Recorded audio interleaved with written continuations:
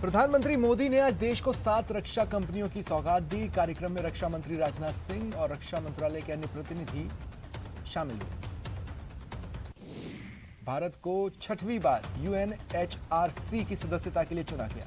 भारत का कार्यकाल 2022 में शुरू होगा। भारत का चुनाव गुप्त मतदान के जरिए हुआ। दशहरा पूरे देश में धूमधाम से मनाया जा रहा है। पूजा पंडालों में भक्तों की भारी भीड़ है और पर्व पर राष्ट्रपति रामनाथ कोविंद ने ट्वीट कर देशवासियों को शुभकामनाएं दी और उनकी समृद्धि की कामना की। प्रधानमंत्री नरेंद्र मोदी ने भी ट्वीट कर देशवासियों को शुभकामनाएं दी।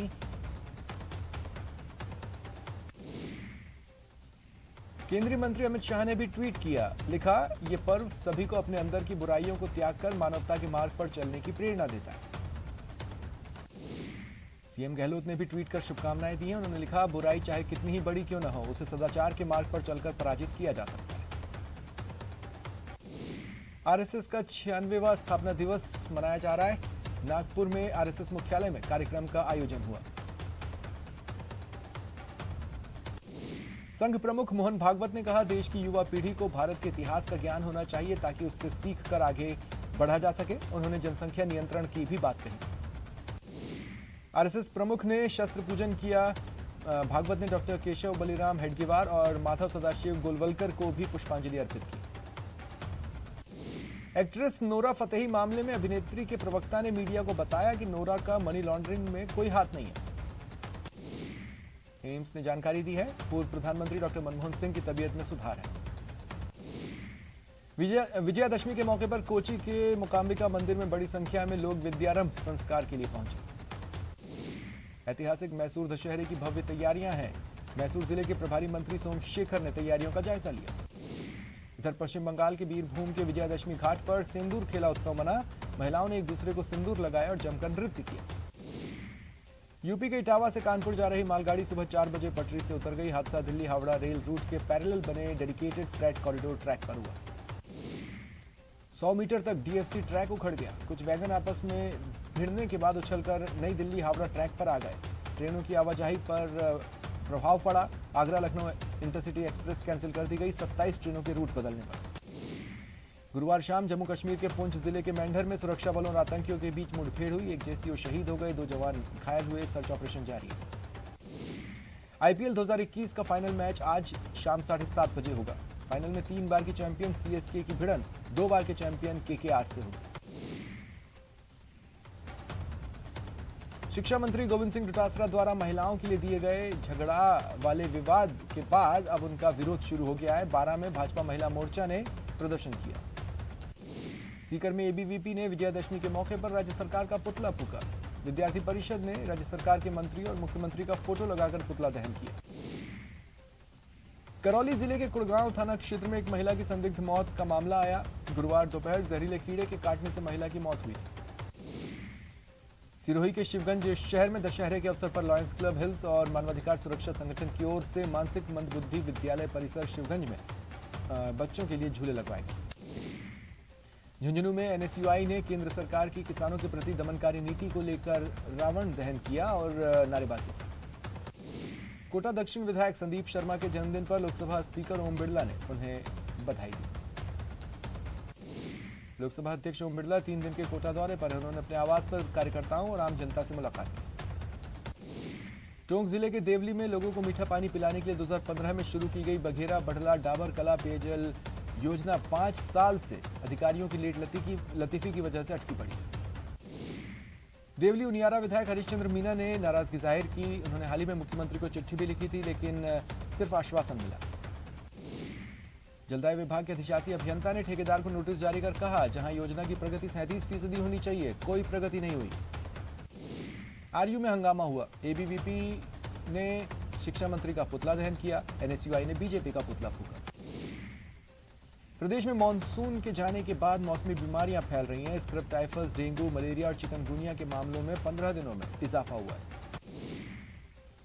छोटे बड़े सभी अस्पतालों में मौसमी बीमारियों के रिकॉर्ड मरीज पहुंच रहे हैं। पिछले साल की तुलना में इस बार डेंगू के करीब 5 गुना ज्यादा मामले आए हैं। प्रदेश भर में इस साल 6,448 डेंगू के मामले आए, जो पिछले साल महज 1331 थे। जेईई एडवांस्ड के परिणामों में कोटा ने फिर परचम लहराया। कोचिंग संस्थान के बाहर छात्रों ने जमकर खुशियां मनाई। मृदुल अग्रवाल की ऑल इंडिया रैंक 1 बनी है। मृदुल ने 360 में से 348 अंकों के साथ 96.66% अंक हासिल किए। वो जयपुर के रहने वाले हैं। बीकानेर में बढ़ते डेंगू के प्रकोप को देख जिला प्रशासन अलर्ट है। लोगों को जागरूक करने के लिए कल से डेंगू मुक्त बीकाणा अभियान के तहत सघन गतिविधियां आयोजित होंगी। केंद्रीय मंत्री गजेंद्र सिंह शेखावत तीर्थराज पुष्कर पहुंचे। यहां उन्होंने अपनी स्वर्गवासी माताजी मोहन कंवर चंपावत की अस्थियां पूजा अर्चना के बाद सरोवर में विसर्जित की। इस दौरान उनके परिवार के सदस्य भी मौजूद थे। सिरोही में रावण वध कार्यक्रम का आयोजन हुआ। कई छोटे बड़े गांव शहरों में रावण का दहन किया गया। उदयपुर में दशहरे पर कई देवी मंदिरों में ज्वारा विसर्जन कार्यक्रम हुआ। बीकानेर के बंगाली मंदिर में आज दुर्गा विसर्जन के मौके पर महिलाओं ने मां दुर्गा की पूजा करने के साथ सिंदूर अर्पित किया और बाद में एक दूसरे को सिंदूर लगाया। इधर बीकानेर में दशहरा उत्सव का आयोजन नहीं हो रहा है। दशहरे पर निकलने वाली झांकियों के कलाकारों ने आज विशेष जागरूकता रैली निकाली। अजमेर के बंगाली धर्मशाला में बंगाली समाज ने मां दुर्गा का पूजन कर विसर्जन किया। इधर राजसमंद में भारतीय सेना की 9वीं ग्रेनेडियर ब्रिगेड महाराणा प्रताप की शौर्य स्थली दिवेर में शस्त्र पूजन किया गया। कहा जाता है आज ही के दिन महाराणा प्रताप ने दिव्य में मुगल सेना के दांत खट्टे किए थे और विजय हासिल की थी। चित्तौड़गढ़ में गोबर से बने 8 फीट के रावण का विधिवत अंतिम संस्कार किया गया। और उदयपुर के अमरपुरा के खेड़ाकुट माता मंदिर में 1001 दीपक की महाआरती की गई। बड़ी तादाद में भक्तगण मौजूद हैं। सिरोही के राम झरोखा में मां अंबे की 1008 दीपों की महाआरती का आयोजन हुआ। बड़ी संख्या में भक्तों ने भाग लिया। बीकानेर के बीएसएफ मुख्यालय पर विजयादशमी पर शस्त्र पूजन कार्यक्रम का आयोजन किया गया। उदयपुर में सिंधी समाज के सनातन धर्म सेवा समिति और पूज्य बिलोचिस्तान पंचायत ने 70 फीट की जगह 15 फीट का रावण और लंका तैयार किया है। चित्तौड़गढ़ में विहिप के बैनर तले महावीर व्यायामशाला परिसर में शस्त्र पूजन और कन्या पूजन कार्यक्रम हुआ। राजसमंद के दिवेर में सेना के जवानों ने शस्त्र पूजन किया। महाराणा प्रताप के शौर्य स्मारक पर कार्यक्रम रखा गया। आरएसएस ने शाहपुरा कस्बे के आदर्श विद्या मंदिर स्कूल परिसर में शस्त्र पूजन और पथ संचलन कार्यक्रम आयोजित किया। बांसवाड़ा तलवाड़ा द्वारकाधीश मंदिर में आज शमी दिवस के रूप में मनाया गया। संत रघुवीर दास महाराज के सानिध्य में पूजन हुआ। सीकर में आरएसएस ने पथ संचलन निकाला और शस्त्र पूजा की। प्रतापगढ़ के अचनारा गांव के खेड़ी माताजी मंदिर में कद्दू की बलि दी गई। श्रद्धालुओं की भारी भीड़ रही। बाड़मेर में हजारों बरसों पुरानी परंपरा उतरती नजर आई। रावत त्रिभुवन सिंह ने फोर्ट स्थित माता नागणेची मंदिर में वैदिक मंत्रोच्चार के साथ शस्त्र पूजन किया। कोटा में दशहरा सादगी से मनाया जा रहा है और मेले का आयोजन नहीं हो रहा है। महंगाई और कोरोना की मार से रावण के पुतले का कद घटा है। बौने कद के रावण के पुतलों को भी उचित खरीदार नहीं मिल रहे। जयपुर के मानसरोवर मेट्रो स्टेशन स्थित शहर की सबसे बड़ी रावण मंडी की रौनक फीकी है। रावण के पुतलों की बिक्री कम हुई। विशाखापट्टनम के एयरक्राफ्ट म्यूजियम में आजादी का अमृत महोत्सव कार्यक्रम का आयोजन हुआ। एलएसडी कमांडोज ने कार रैली निकाली। कोरोना वैक्सीनेशन का आंकड़ा 100 करोड़ पार करने पर भारत सरकार बड़े कार्यक्रम की तैयारी में है। केंद्रीय स्वास्थ्य मंत्री मनसुख मांडविया ने कहा कि 100 करोड़ टीकाकरण पूरा होने पर बंदरगाहों, railway station, bus stand, metro station और एयरपोर्ट पर ऐतिहासिक उपलब्धि की घोषणा होगी। और साथ ही विजय महोत्सव मनाने के लिए 100 इमारतों का चयन हुआ है। चित्तौड़गढ़ का ऐतिहासिक दुर्ग भी इस गौरवमयी क्षण का गवाह बनेगा। बीकानेर नेशनल हाईवे पर गुरुवार देर रात 2 ट्रेलर्स में आमने सामने टक्कर हो गई। दोनों ही ट्रेलर के परखच्चे उड़ गए। हादसे में एक ट्रेलर चालक की मौके पर ही मौत हो गई। जोधपुर के चौपासनी रोड पर स्थित जीवन ज्योति अस्पताल के पास कल देर रात बड़ा हादसा हुआ। एक युवक की मौत हो गई। टोंक के जिला अस्पताल की स्थिति बदहाल है। मरीजों का इलाज नहीं हो पा रहा। मरीज धक्के खाने को मजबूर है। धौलपुर में मूर्ति विसर्जन के दौरान दर्दनाक हादसा हुआ। नदी में कुछ युवक डूब गए। सीकर के दातारामगढ़ क्षेत्र के बुवाण गांव में डूबने से 2 सगे भाइयों की मौत के बाद आज दूसरे भाई का शव निकाला गया। धौलपुर में खाद वितरण के दौरान जमकर हंगामा हुआ, अफरा तफरी मची, कई महिलाओं को चोटें आई। बीकानेर में चलती पिकअप में आग लग गई। पिकअप वैन में चारा भरा हुआ था, राहगीरों ने पीछा कर वैन रुकवाई। मुंबई से सटे ठाणे के जय भीम नगर के रिहायशी इलाके में भीषण आग लग गई। फायर ब्रिगेड ने कड़ी मशक्कत के बाद काबू पाया। मुंबई के आर्य कॉलोनी से वन विभाग ने 2 तेंदुओं का रेस्क्यू कर पिंजरे में बंद कर ले गए। नागौर में युवक की हत्या के आरोपियों की गिरफ्तारी नहीं होने के बाद मामला तूल पकड़ रहा है। शव के साथ धरने पर बैठे परिजनों और सांसद हनुमान बेनीवाल के साथ पुलिस की बातचीत फेल हुई। सांसद बेनीवाल ने ऐलान किया, गिरफ्तारी नहीं होने तक धरना जारी रहेगा।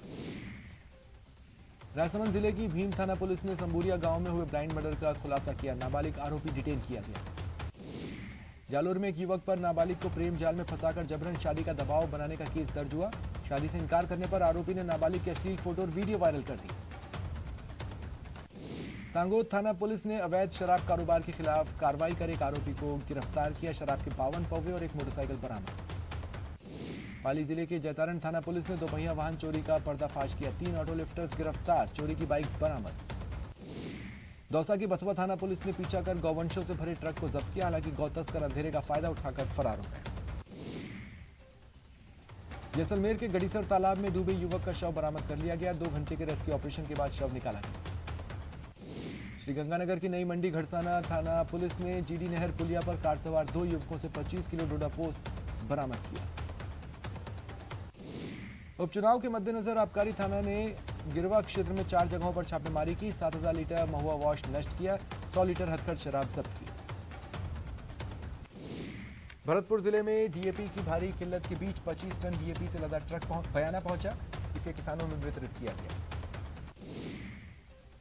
कोटा में डेंगू मरीजों का मामला बढ़ रहा है। पिछले 24 घंटे में 30 और पॉजिटिव मरीज सामने आए। पिछले 15 दिन में करीब 350 मरीज पॉजिटिव मिल चुके हैं।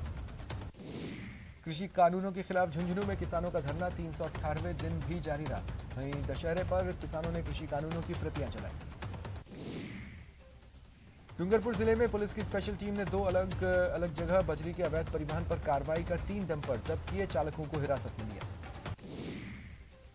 करौली में नादौती श्री महावीर जी मार्ग पर डीएपी से भरा ट्रक पलट गया। ड्राइवर की मौत हो गई।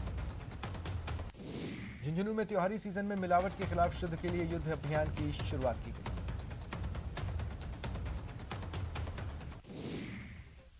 रुकते हैं ब्रेक के लिए।